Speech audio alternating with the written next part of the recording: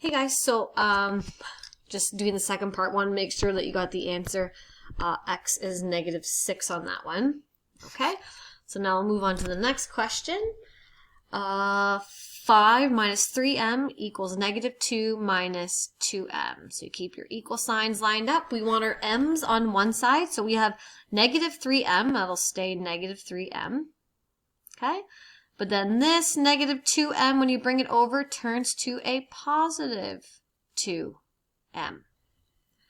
All right, so that separates all of our variables. Now we want our constants on the right side. So we have -2 here, so I'm just going to write -2. And then this +5, when you move it over, opposite operations, positive turns to a -5. Now here we're going to simplify. -3m plus 2m gives me -m. And then equals -2, take away another 5 gives me -7. Now, here, the number in front of m is, there's nothing there. It's assumed that it's a 1. So we can divide by -1. And if you divide on one side, you divide on the other. So -1 and -1 leave us with m. -7 divided by -1 gives me +7. Okay, last two questions. So we have 5n plus 9 minus 3n equals 7.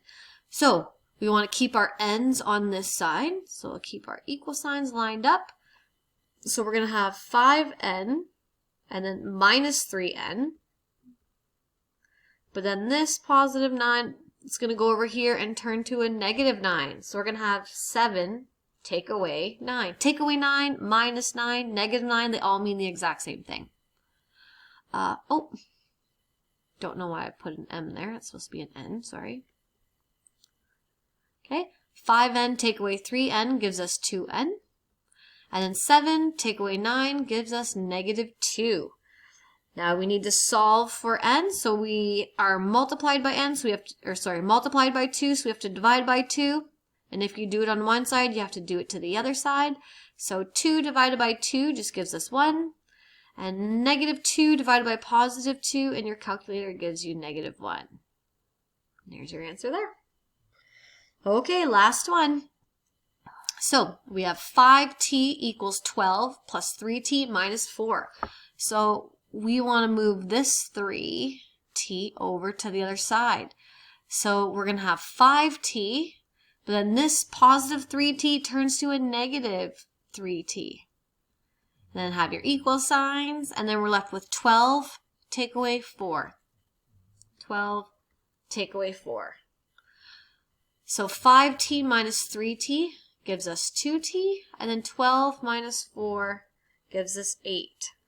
So now we need to solve for 1t. So because it's multiplied by 2, the opposite operation is divide by 2.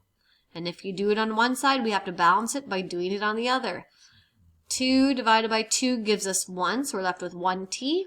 And then 8 divided by 2 gives us 4. And that's the end of this lesson.